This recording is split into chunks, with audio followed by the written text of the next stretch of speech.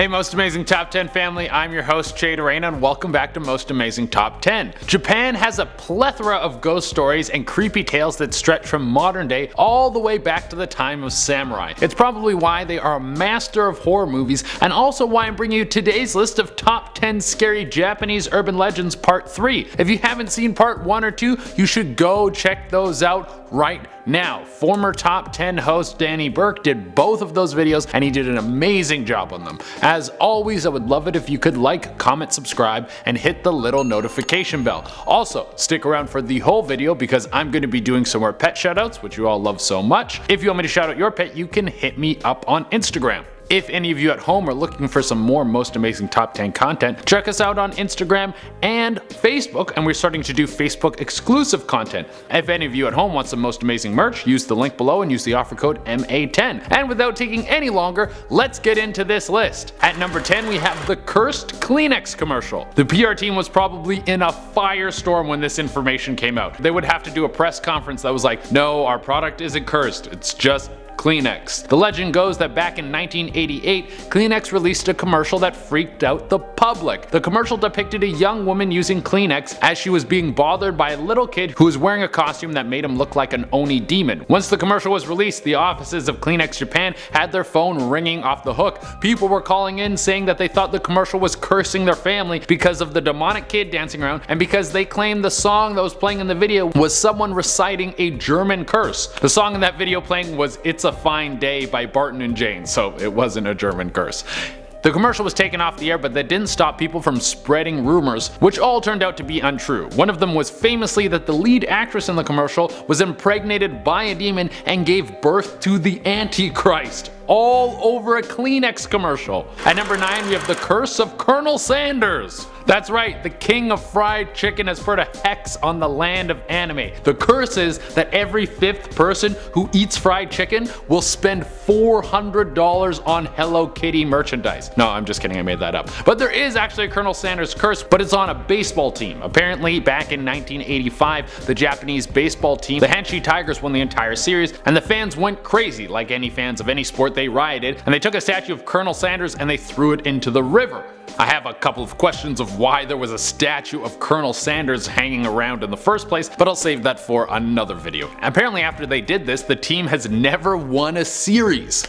I like the idea that the dead mascot of a fast food chain has used dark magic to control sports in Japan. That's amazing. At number 8 we have Kokuri-san. Let's step away from the modern legends and move all the way back to the 18th century. Way back then there was a game called Kokuri or Kokuri-san which started spreading like wildfire. This game involves a few things. You need a pen, some paper, a coin, and a few friends. You put your finger on the coin while you write questions to Kokuri.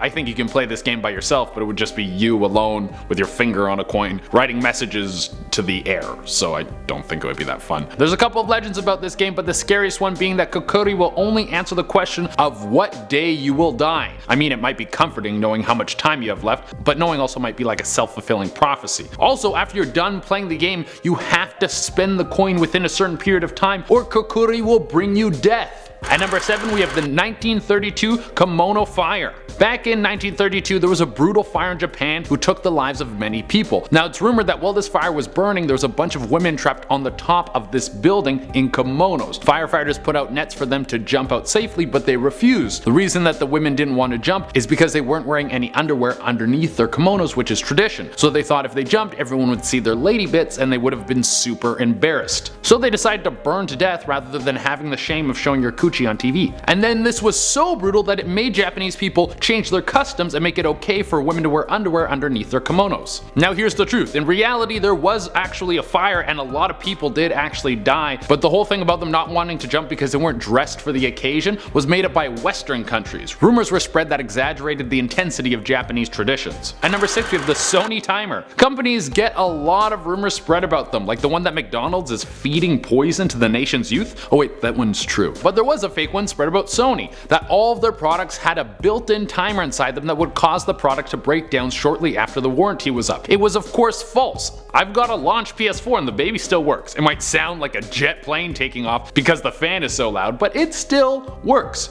So this one was scary for your wallet. What do you want from me? It's part 3. I promise the rest of the ones on the list are very spooky.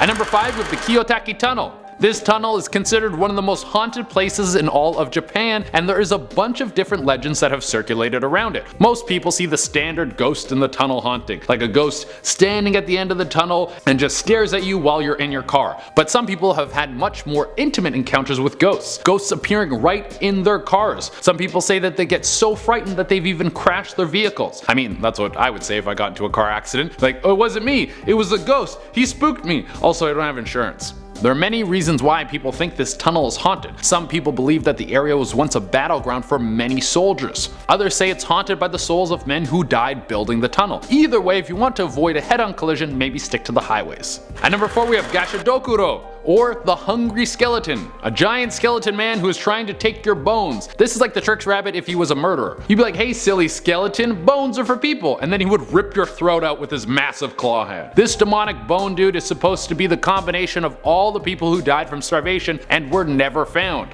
Their leftover bones come together to make a beast that has a never-ending hunger and a hobby that involves taking your femur right from your body. They only come out at night and hang around the woods. And honestly, if you're walking around the woods at night, you deserve to be eaten by a skeleton monster. These monsters are very silent and they attack you without warning. The last thing you will hear is a ringing in your ears as the beast closes in. I wonder if you carry around a bone, you could distract it like a dog, like, oh, go fetch boy, leave me alone. At number 3, Tenome. Hey, here's a tip, don't go around killing old people and you won't have to worry about a crazy ghost coming back to kill you and all your friends and everyone else it runs into for the rest of time. The legend of Tenome is about a regular old man minding his own business and a bunch of little hoodlums ran up to him and attacked him. They beat the poor dude so badly he laid in the street slowly dying. With his last few moments he cried out. He made a wish that he had eyes on his hands so he could see in whatever direction he wanted. This way no one could ever sneak up on him. He was in a blind fury and he got his wish. He came back as a ghostly figure that had eyes on its hands and the power to kill anyone who he saw with his eyeball hands. At number 2 we have NOPPERA, or the Faceless Ghost. There is a couple versions of this ghostly story. One involves it waiting under a bridge like some sort of troll. When people pass by it will kill them and leave behind animal hair on the body to make it seem like it was an animal attack. But my favorite version is about 2 fishermen who visit a pond. They were warned that they should never fish there because it was the burial ground for a woman, and her ghost haunts the area. But they didn't care. While fishing, the 2 men were approached by a young woman who asked them to leave. They just brushed her off and then she decided to go full psycho because she was a ghost and she removed her own face. They scared the 2 men so badly that they ran back to their homes to their wives. They told their wives about their story and their wives chastised them for bringing dark energy to the home and then removed their own faces. And then they said, Chris Angel, mind freak. At number 1 we have KAYAKO.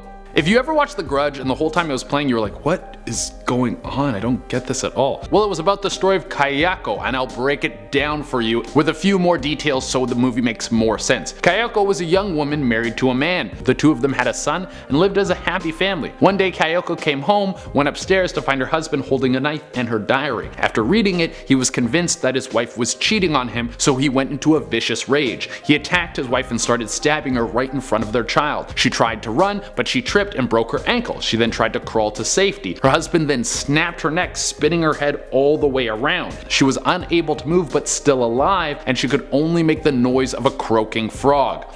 And then he left her into the attic to die and then killed their son. Now you're like, that makes so much sense. That's why she crawls and she makes the noise and her head's turned around and why there's a ghost baby in the movie. Alright everyone, that is our list, and as promised I'm going to be doing some pet shoutouts. Remember, if you want me to shout out your pet, you can hit me up on Instagram. Just send me a high-res pic of your pet, and I pick new pets every day. So if you don't get picked one day, feel free to message again. I don't care. But it might take me a while to get back to you because I have so many of these to do. So give me a little time, and without taking any longer, let's shout out some pets. First we have Angela's cat Tigress. Little cat bull, big cat, life always presents challenges. Another fan sent in a picture of their tortoise. Great color on this pic, I'm really feeling it. Next we got Priscilla. She's such a cutie, look at her big smile. Oh.